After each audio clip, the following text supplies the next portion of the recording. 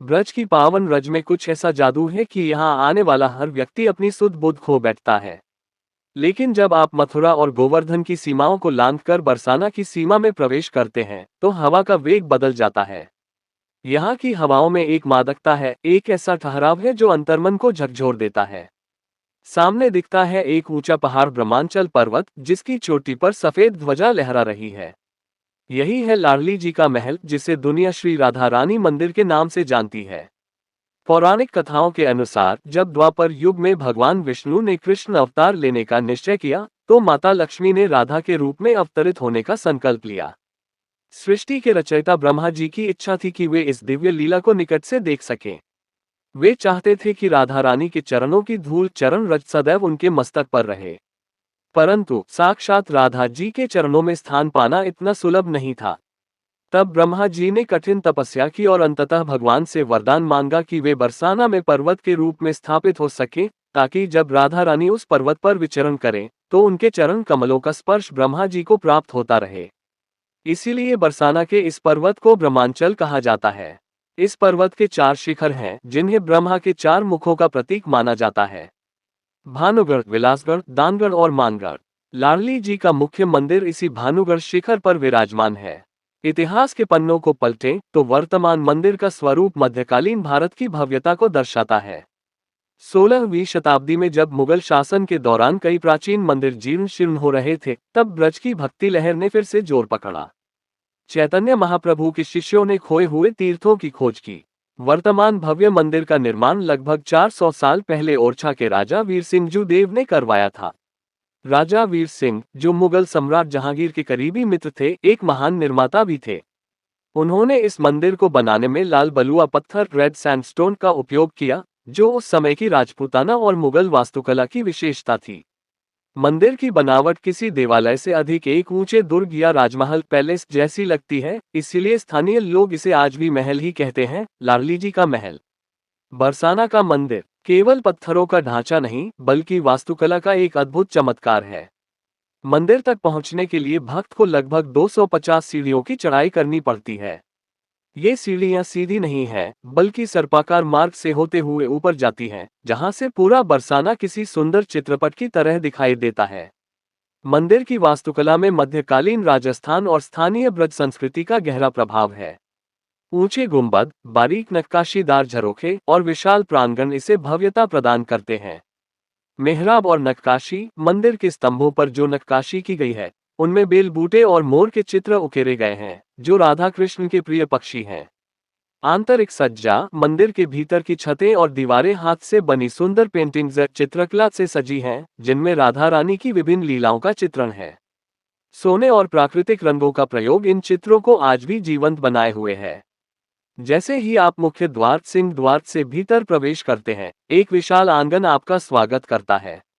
यहाँ की शांति और ऊंचाई आपको संसार के शोर से काट देती है। गर्भगृह के भीतर राधा रानी की दिव्य प्रतिमा विराजमान है, जिनके साथ उनकी सखियां ललिता और विशाखा भी सेवा में उपस्थित मानी जाती हैं। बरसाना की कहानी अधूरी है यदि हम उस अलौकिक समय की चर्चा न करें जब राजा वृषभानु के आंगन में साक्षात हलादिनी शक्ति का अवतरण हुआ। पौराणिक आख्यानों के अनुसार राधा रानी का जन्म प्राकट्य मथुरा के निकट रावल ग्राम में हुआ था, लेकिन उनका बचपन और उनकी किशोर लीलाओं का केंद्र बरसाना ही रहा। कहा जाता है कि जब कंस के अत्याचार बढ़ रहे थे, तब नंद बाबा गोकुल से नंदगांव आ गए और उनके परम मित्र राजा वृषभानु अपनी पत्नी कीर्ति कुमारी और पुत्री राधा के साथ रावल छोड़कर बरसाना की इन पहाड़ियों पर आ बसे। वृषभानु जी ने यहाँ एक भव्य महल बनवाया, जिसे आज हम लाडली जी मंदिर के रूप में पूजते हैं। एक बहुत ही मर्मस्पर्शी लोक कथा ब्रज में प्रचलित है। कहा जाता है कि जब राधा जी का प्राकट्य हुआ तो उन्होंने कई दिनों तक अपनी आंखें नहीं खोली। माता कीर्ति और पिता वृषभानु इस बात से अत्यंत चिंतित थे कि उनकी पुत्री देख नहीं सकती। लेकिन सत्य तो ये था कि राधा जी ने संकल्प लिया था कि वे इस धरा पर अपनी आंखें तभी खोलेंगी जब उनके सामने उनके आराध्य श्री कृष्ण होंगे। जब नंद बाबा और यशोदा मैया बालक कृष्ण को लेकर वृषभानु जी के घर आए, तब जैसे ही बालकृष्ण राधा जी के पालने के समीप पहुंचे, राधा जी ने पहली बार अपनी आंखें खोली। वह दृश्य दिव्य था। सृष्टि की 2 सर्वोच्च शक्तियां एक दूसरे के सम्मुख थीं।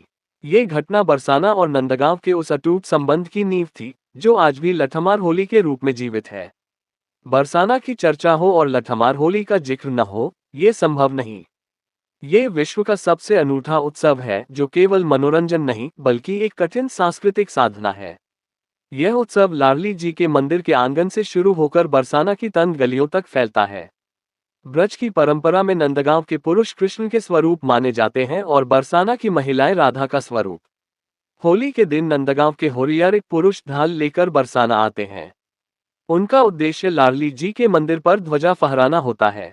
वहीं बरसाना की होरियारिन महिलाएं हाथ में लंबी लाठियां लेकर उनका स्वागत करती हैं। जब बरसाना की महिलाएं पुरुषों पर लाठियां बरसाती हैं, तो पुरुष केवल ढाल से अपना बचाव करते हैं। वे पलटकर प्रहार नहीं करते। यहाँ लाठी का पड़ना सौभाग्य माना जाता है। इस दृश्य को देखने के लिए लाखों की भीड़ उमड़ती है, लेकिन सबसे अद्भुत दृश्य वह होता है जब शाम को मंदिर के प्रांगण में समाज गायन होता है। भारी शोर के बीच भी जब गोस्वामी समाज के लोग प्राचीन पदों का गायन करते हैं, तो पूरा वातावरण भक्ति के रस में डूब जाता है। ये खेल नहीं, बल्कि मान और विनय का अद्भुत संतुलन है। लाडली जी मंदिर केवल दर्शन का स्थान नहीं है, बल्कि यह अष्टछाप कवियों की परंपरा का जीवित केंद्र है। यहाँ की पूजा पद्धति वैसी ही है जैसी 500 साल पहले थी। अष्टयाम सेवा, मंदिर में राधा रानी की सेवा 8 प्रहरों में बटी होती है। मंगला आरती से लेकर शयन तक उन्हें एक राजकुमारी की तरह लाड़ प्यार से जगाया, खिलाया और सुलाया जाता है। समाज गायन, यहाँ की सबसे बड़ी विशेषता है समाज गायन। मंदिर के चबूतरे पर बैठकर वृद्ध और युवा गोस्वामी सामूहिक रूप से ब्रजभाषा के कठिन और मधुर पदों को गाते हैं। बिना किसी आधुनिक वाद्य यंत्र के, केवल धप और झांझ की थाप पर होने वाला ये गायन सीधे हृदय को स्पर्श करता है। भाद्रपद मास की शुक्ल पक्ष की अष्टमी को राधा अष्टमी मनाई जाती है। ये बरसाना का दिवाली है। उस दिन मंदिर को ऐसे सजाया जाता है मानो स्वर्ग धरती पर उतर आया हो। रात के 2 बजे से ही श्रद्धालु सीढ़ियों पर कतार लगा लेते हैं। जब सुबह राधा जी का अभिषेक होता है, तो पूरा बरसाना राधे राधे के जयघोष से कांप उठता है। इस कथा का सार यही है कि लाडली जी का मंदिर केवल ईंट पत्थरों, चूने और वास्तुकला का मिश्रण नहीं है। यह उस भाव का प्रतीक है जो कहता है कि भगवान को शक्ति से नहीं, बल्कि प्रेम से जीता जा सकता है। बरसाना की उन 250 सीढ़ियों को चढ़ते समय भक्त का अहंकार धीरे धीरे पीछे छूट जाता है। जब वह ऊपर पहुंचकर नीचे फैले विशाल ब्रज को देखता है, तो उसे एहसास होता है कि दुनिया कितनी छोटी है और राधा रानी की कृपा कितनी अनंत। आज के आधुनिक युग में, जहां तकनीक ने दूरियां कम की हैं लेकिन मानसिक शांति छीन ली है, बरसाना का यह मंदिर एक स्पिरिचुअल हीलिंग सेंटर की तरह काम करता है। यहाँ की मिट्टी ब्रज को माथे पर लगाते ही भक्त को वह सुकून मिलता है जो उसे दुनिया के किसी ऐश्वर्य में नहीं मिल सकता। लाडली जी मंदिर बरसाना भारतीय संस्कृति की वह धरोहर है जो हमें सिखाती है कि भक्ति में समर्पण का क्या महत्व है। यदि आप कभी ब्रज जाएं, तो केवल मंदिर न देखें, बल्कि उस हवा को महसूस करें, उन सीढ़ियों की थकान को प्रसाद समझें और उस मोर कुटीर की ओर भी देखें जहां कभी प्रेम के नृत्य हुए थे। राधे तू बड़भागिनी कौन तपस्या कीन, 3 लोक तारन तरन सो तेरे आधीन। अगर आपको यह वीडियो अच्छा लगा हो तो लाइक और सब्सक्राइब करें और अपने दोस्तों को शेयर करते हुए एक अच्छा सा कमेंट भी अवश्य करें। धन्यवाद।